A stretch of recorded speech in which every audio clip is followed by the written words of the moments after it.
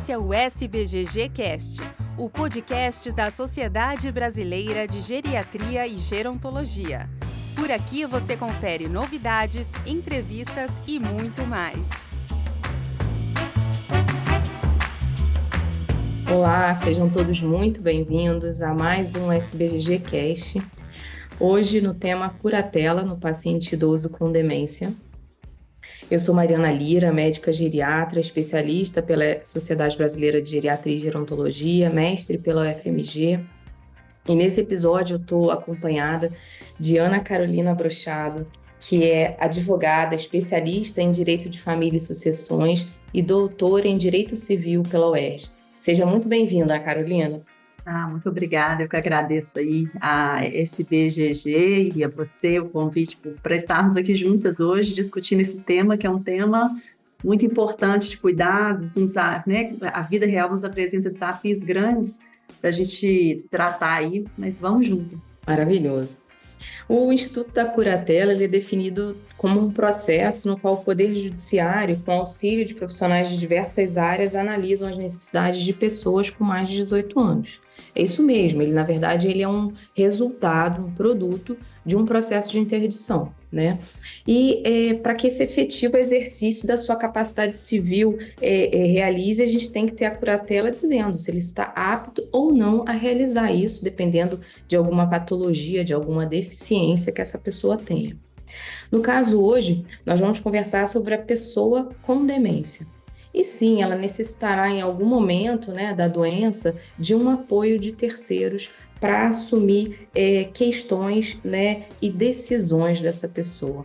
A gente fala que o familiar cuidador ele é pedra angular nesse tratamento aí e nesse acompanhamento desse paciente para exercício pleno de suas tarefas, enfim. Mari, a curatela ela é um assunto importante até porque a sociedade como um todo, a sociedade mundial, mas a gente vê aqui no Brasil de uma forma muito acentuada o envelhecimento da população, né? E embora não seja ligada só ao envelhecimento da população, mas né, esse ponto que você falou da pessoa com demência, explica para a gente sobre o ponto de vista médico por que a curatela ela é importante e quando que deve ser solicitada.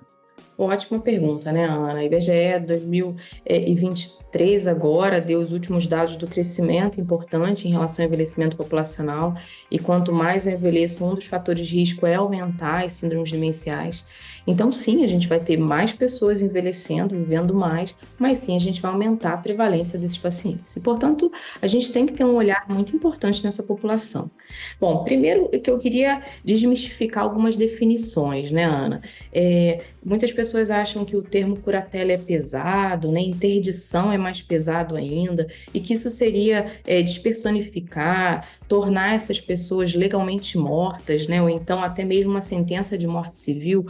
Na literatura às vezes descreve dessa forma mesmo, e não, né? A curatela, até pelo latim, diz que a gente quer zelar, a gente quer proteger esse idoso vulnerável, no caso, portador de síndrome demencial.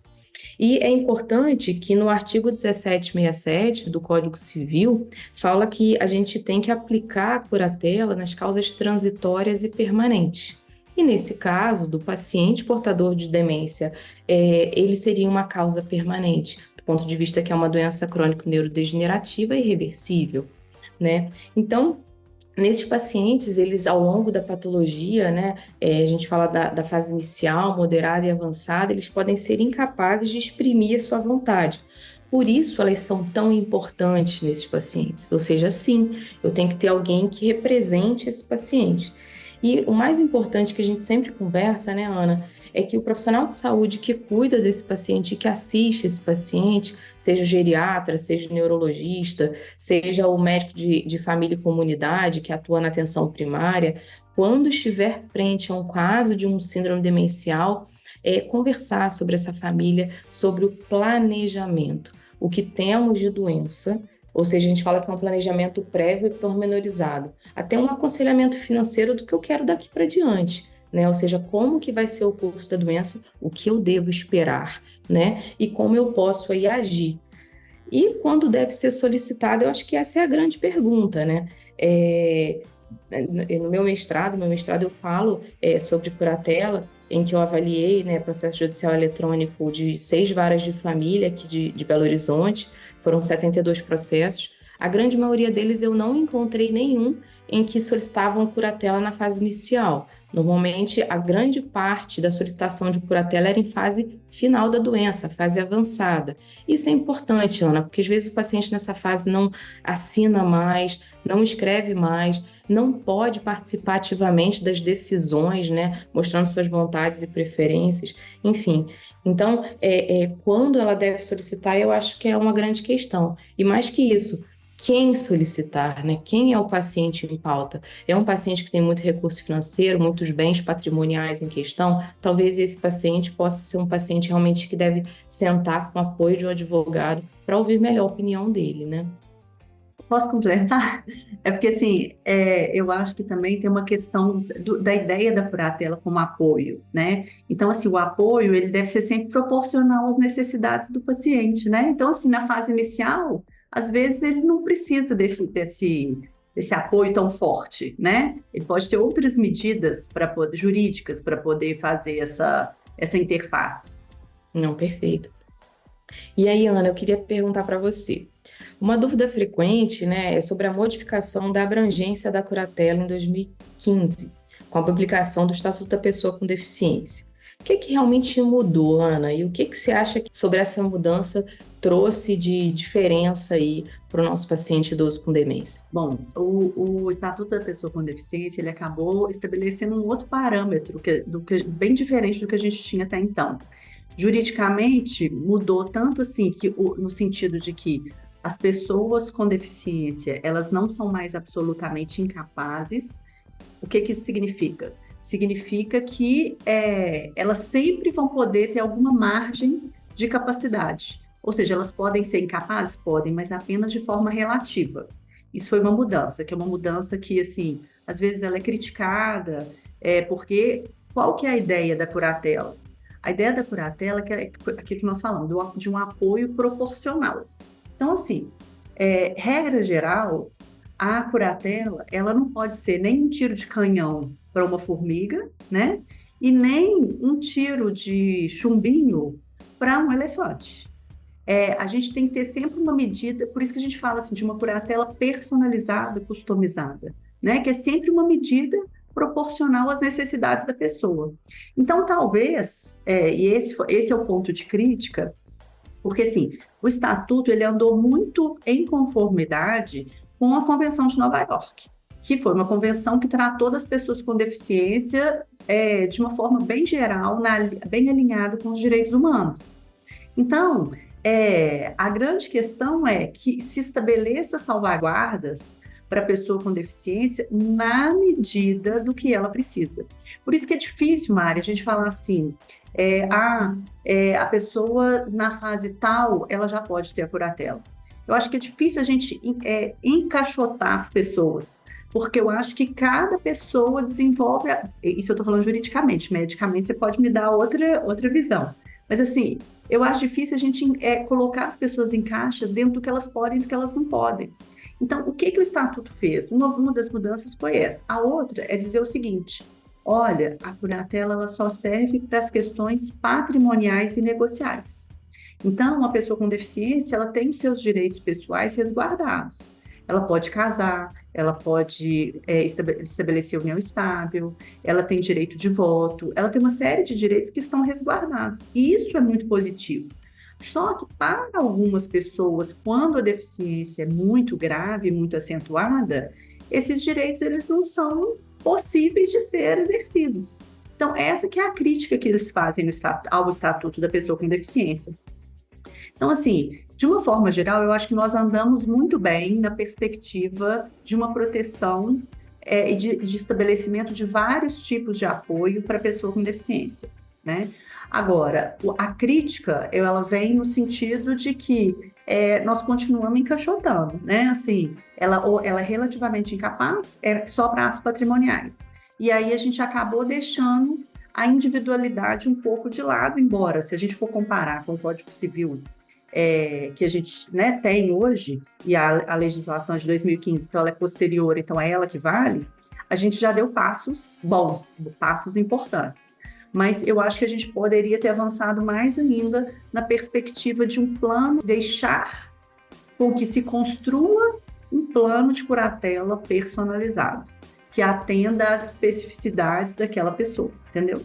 Perfeito, Ana, e realmente é assim. Eu acho que a gente tem que individualizar, entender cada paciente, entender a história, entender o contexto, para sim fazer um plano de curatela personalizado. Os limites que eram mais amplos agora ficam mais parciais, na verdade, mais direcionados a atos de bens patrimoniais e negociais e realmente de acordo, atendendo às demandas do curatelado, né? De acordo com o que está descrito no código. Isso, mas eu acho que também, assim, Mari, é bom as pessoas entenderem que tem uma justificativa para isso. Porque antes era muito abuso. Você mesmo falou, olha, a curatela é como se a pessoa tivesse uma morte civil.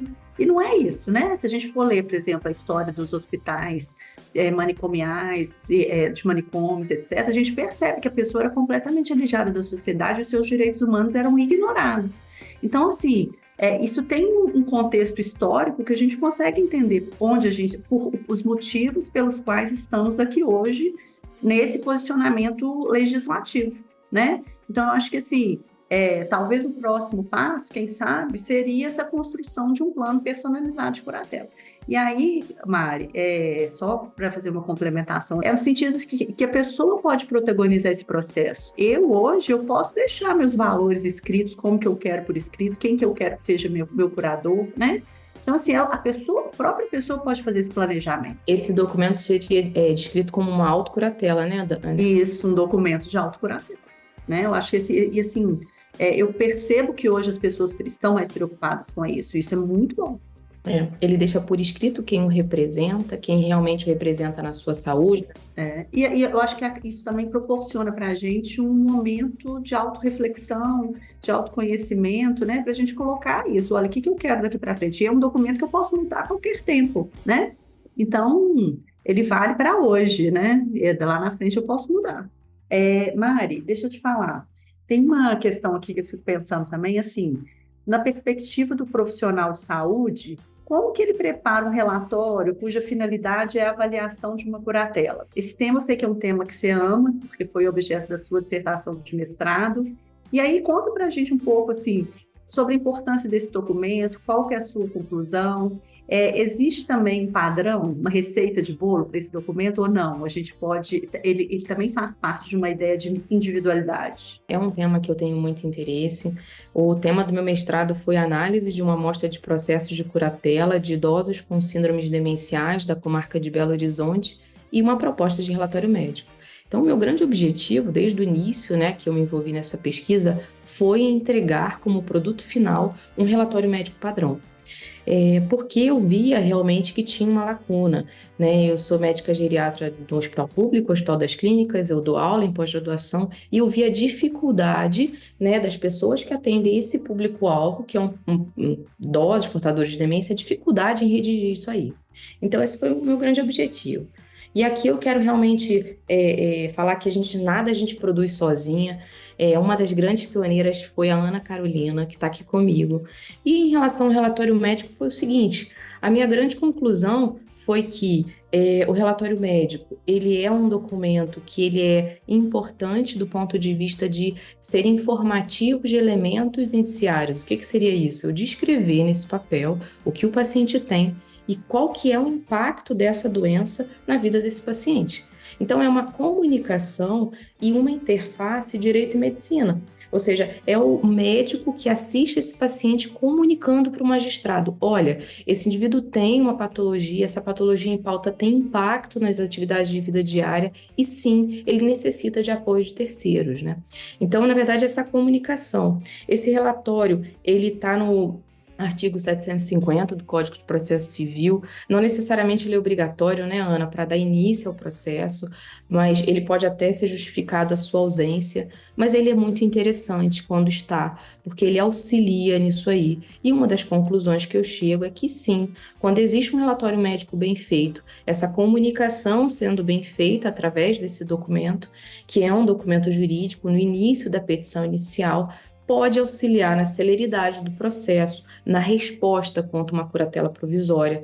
Pense, às vezes esse paciente está com dinheiro bloqueado, precisa gerenciar finança e pagar conta, precisa comprar remédio, alimentação, né? Enfim, às vezes eu preciso de algo imediato. Quando eu faço um relatório médico bem feito, eu comunico com esse magistrado e eu consigo mostrar para ele que sim, esse paciente precisa aí de uma medida cautelar de urgência, né? Uma conclusão que eu chego, Ana, que é necessário, e aqui os profissionais de saúde que estão nos escutando, os relatórios médicos devem ser impressos, né? Uma dificuldade que a gente tem em relação aos relatórios redigidos à mão. Dificuldade mesmo em relação à escrita, né? A gente sabe que os médicos às vezes têm uma escrita um pouco mais complexa e às vezes até as siglas são difíceis, tá? E isso eu peguei várias vezes durante ali a minha coleta de dados. Então, que ele seja impresso, porque as informações equivocadas podem realmente causar danos no momento que é extremamente decisivo e importante para esse paciente, né? Bom, e receita de bolo? Bom, receita de bolo não existe. O que eu entrego ali é um relatório médico padrão no final, né, do meu mestrado, em que eu mostro que há, sim, quesitos, né, importantes que a gente deve constar ali. Primeiro, quem solicitou? A gente coloca o nome do familiar que solicitou, o grau de parentesco e o documento. Isso é importante, né, Ana? Cada hora vem um familiar, solicita um documento para uma finalidade, anotar isso em prontuário, né? Às vezes há conflito entre a família, então notificar isso é bem importante. Desse modo, Mariana, você está sugerindo que essa pessoa seja o curador? Não, só estou falando que ele solicitou, tá? O curador vai ser indicado ao longo do processo, com estudo psicossocial, porque esse apoio multiprofissional é importantíssimo, né? Certo. Depois disso, o nome do paciente, com os dados aí dele, o data de nascimento, o impacto na funcionalidade com a descrição das atividades de vida diária que esse paciente faz. Então, assim, o juiz vai entender se você colocar, olha, o paciente já não gerencia finança, não toma de remédio sozinho, e até mesmo se tiver já impacto em autocuidado, não toma banho sozinho, não coloca a sua roupa. Claro, ele vai perceber que essa doença realmente está gerando um impacto importante na vida desse paciente. Coloque a patologia, qual que é o diagnóstico provável da síndrome demencial, qual é o CID-10 correspondente, que é o Código Internacional de Doenças, e a data provável dos inícios de sintomas, né, Ana? Isso, inclusive, tem respaldo É super civil, importante. super importante, porque às vezes a curatela pode ser retroativa, Retroagir. né? Determinadas decisões que essa pessoa tomou. Então, pensando às vezes que a data é difícil no caso de uma doença de Alzheimer, porque ela é insidiosa, e aí você pergunta quando começou os sintomas? Doutor, eu não sei, mas foi aproximadamente. Então, normalmente a gente tem uma ideia de quando começou os sintomas e é mais ou menos aí. Então, acho que é isso, né? E aí, Ana, seguindo nesse caminho, eu queria te perguntar em relação a como é definido o curador. Quem será o cuidador? Além de ter um papel sobre as finanças, o curador ele pode decidir pelo paciente, em questões relacionadas à saúde também. Queria saber sua opinião em relação a isso e quando, ao invés de uma solução, isso pode ser um problema também. Fala pra gente, Ana. Joia, Mari, essa pergunta ela é muito importante porque ela tem a gente tem uma previsão no Código Civil das pessoas que podem ser os curadores, né? Então, eu queria antes fazer uma ressalva aqui em relação àquilo né, que eu já falei anteriormente, da pessoa fazer um documento de autocuratela. Esse documento não é previsto na lei de forma assim expressa. A gente entende que ele é possível pela construção principiológica que o nosso ordenamento jurídico traz. Então, dentro dessa linha, entendo eu que essa pessoa nomeada curador por né, escolhida, nem não é nomeada, escolhida pelo próprio paciente, ele deveria ocupar aí o top 1, né, de a pessoa indicada para ser o curador. Mas se verificar que aquela pessoa não é a melhor, a gente vai ao que a lei estabelece. Então, a lei traz ali, o Código Civil, um rol das pessoas habilitadas para o exercício da curatela. Então, o cônjuge, o companheiro, o descendente, né, se for o caso, o ascendente, e até a possibilidade de uma curatela dativa, que é alguém escolhido pelo juiz. Essa ordem é uma ordem indicativa, né? Ela traz ali um roteiro para o juiz. Mas é possível se verificar excepcionalmente que, naquele caso, outra pessoa, para além dessa ordem estabelecida, seria melhor para o curatelado. E nós temos também a possibilidade de uma nomeação de curatela compartilhada, de duas pessoas, três pessoas, dependendo da situação, né, compartilham ali o cuidado, né? Então, um cuida da finança, o outro cuida do banco tal, o outro cuida dos negócios. Então, nós temos essas possibilidades que nos dão aqui um indicativo de que é possível, eventualmente, ter mais de um curador, né? Isso não é o padrão, mas a gente tem previsão legislativa. Você perguntou também sobre, assim, além das finanças, né, se o curador pode decidir pelo paciente as questões relacionadas à saúde. Eu já falei para vocês que o Estatuto da Pessoa com Deficiência diz que não, que a curatela se restringe apenas às questões patrimoniais e negociais. No entanto, nós temos decisões dos tribunais que abrangem um espaço maior de curatela, por aquela razão que eu falei para vocês. É necessário que a curatela ou o apoio ele seja proporcional às necessidades de cada pessoa. Então, o próprio Tribunal de Justiça aqui, ele tem decisões em que dá ao curador um poder maior para além do financeiro, em razão das necessidades específicas daquele curatelado, né? A ideia, eu falei para vocês, também é boa, no sentido de que se restringe às questões financeiras, por quê? Porque é essa que demanda maiores problemas, a gente percebe na justiça, né, que às vezes existe um abuso de familiares em relação à administração financeira, que não é né, o dinheiro, os valores não são utilizados em prol do paciente com demência. Então, assim, nesses casos aqui são umas distorções. Mas a ideia é boa, no sentido de preservar escolhas que aquela pessoa pode fazer, né? Às vezes ela ainda consegue fazer escolhas, uma ou outra escolha das suas questões pessoais. Mas, quando ele não consegue fazer escolhas, é importante que o curador esteja alinhado com os valores daquela pessoa durante toda a vida, né? Então, vocês imaginam que uma pessoa, ela está num processo demencial e expressou na sua vida determinados valores de viver de determinado modo e etc. Aí, no fim da vida, vem o curador e decide tudo diferente, né, do que aquela pessoa expressou. Né? A convenção e o estatuto, eles são muito claros no sentido de valorizar essa construção biográfica, né? Então, o curador decide, mas é uma decisão que precisa estar alinhado com aquela construção de vida que o curatelado fez. Isso é bonito, né, Mari? É difícil, às vezes, de colocar em prática, mas ele é uma vinculação importante para um respeito, né, à construção dessa pessoa. Ana, isso é lindo e isso é tão necessário, né? Porque se aquele curador, ele representa, né, verdadeiramente aquele curatelado, realmente ali ele está representado juridicamente a decisão dele. Eu acho que é tão importante a gente iniciar essa conversa quanto antes, principalmente no paciente portador de demência, para fazer essa construção biográfica de valores. Quando a gente pergunta o que você deseja, como você deseja ser cuidado, né? Pensando que essa doença vai evoluir de uma forma, o que você deseja em relação ao cuidado do seu próprio corpo, da sua saúde, né? Enfim, partilhar. E sim, essa pessoa me representa, né? Isso é algo muito lindo e algo muito necessário. Obrigado, Ana. Nós vamos começar, então, um bate-bola rápido. Vou perguntar para você, Ana, se a pessoa tem muitos bens, eles devem ser vendidos antes da curatela? Não tem essa necessidade, não. O importante é as pessoas saberem, Mari, que com a curatela, não se consegue vender os bens apenas pela iniciativa do curador. Para determinados atos, é necessário ter autorização judicial. E a venda de bens é um deles. Então, assim, precisa vender os bens? Não precisa, mas é preciso fazer um planejamento, né, financeiro daquela vida.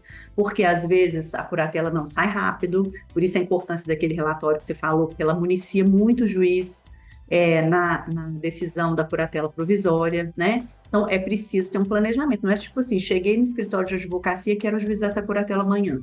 Não, né? É preciso olhar para essa família, para essa realidade, vamos fazer um planejamento, como que as coisas vão andar, né? E contar com esse tempo do processo, que às vezes não é o tempo da necessidade da pessoa, né?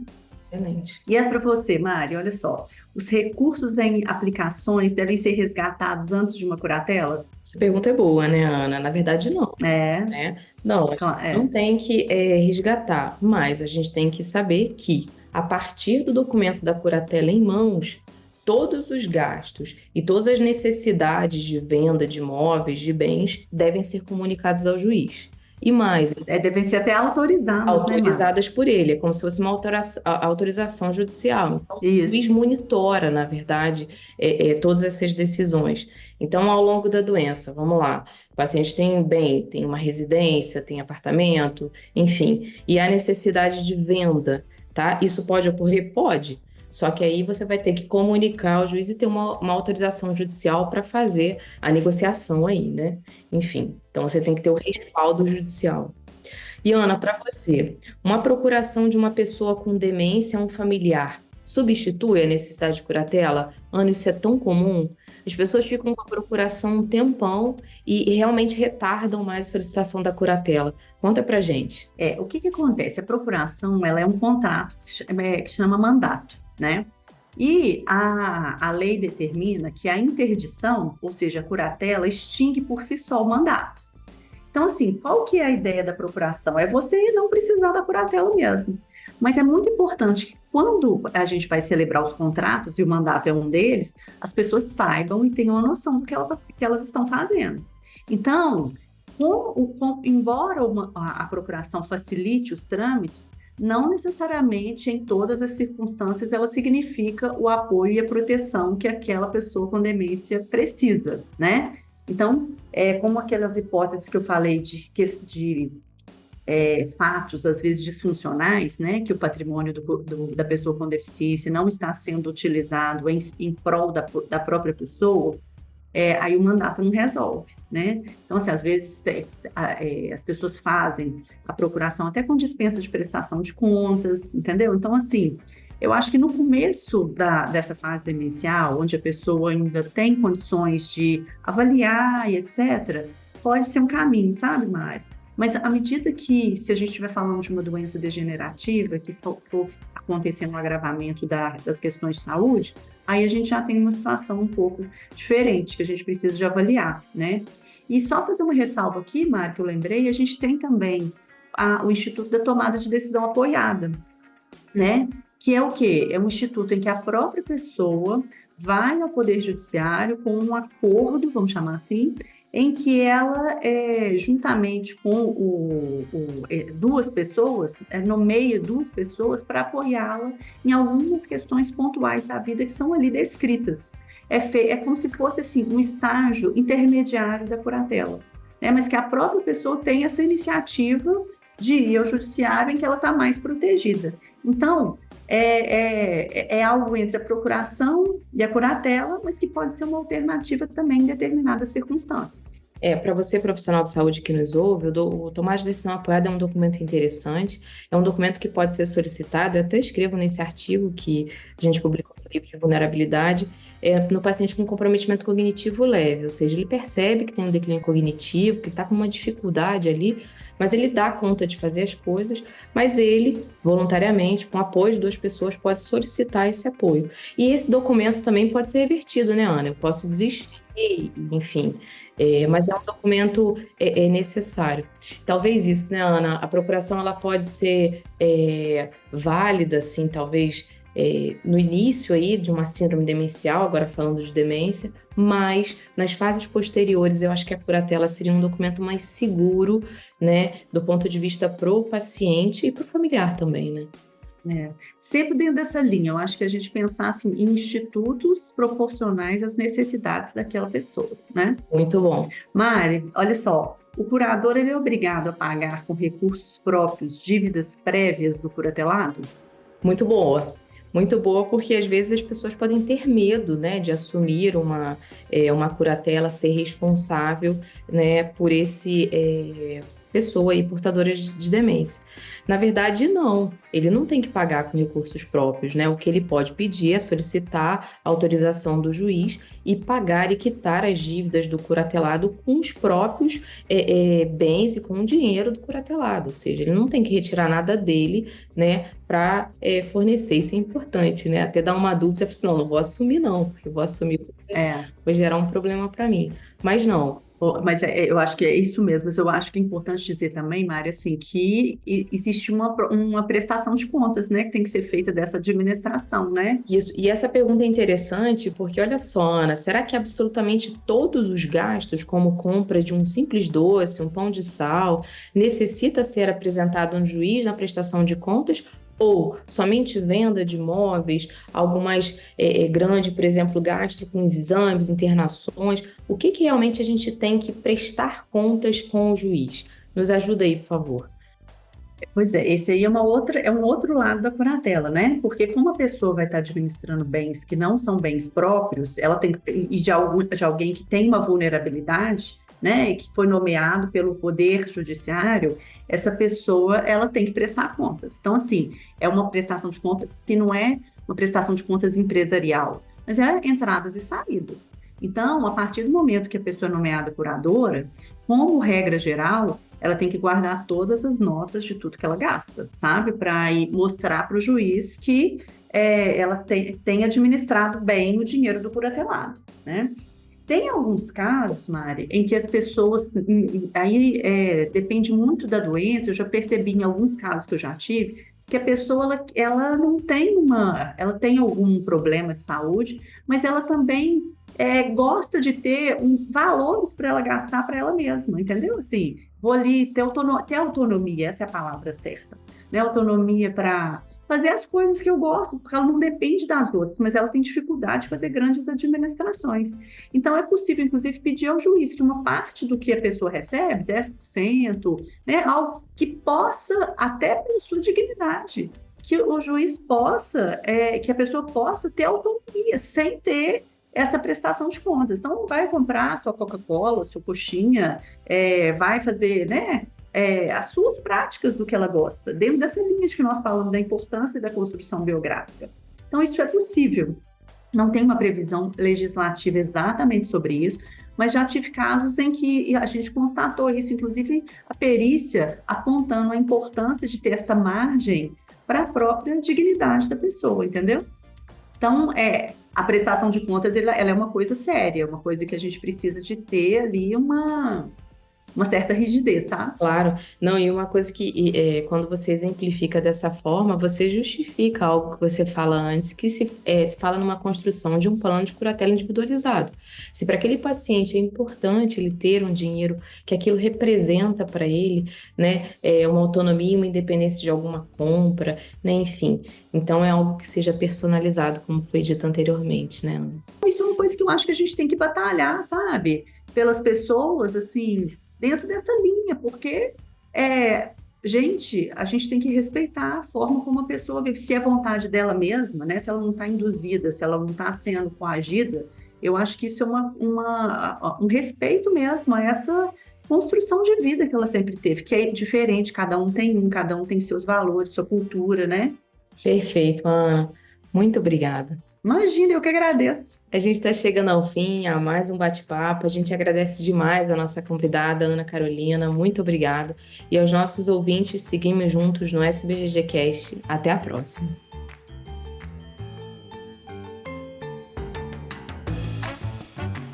Este episódio do SBGG Cast está disponível no Spotify, Deezer, Google Podcast, Apple Podcast e YouTube. Siga a SBGG no Instagram, @SBGG Oficial.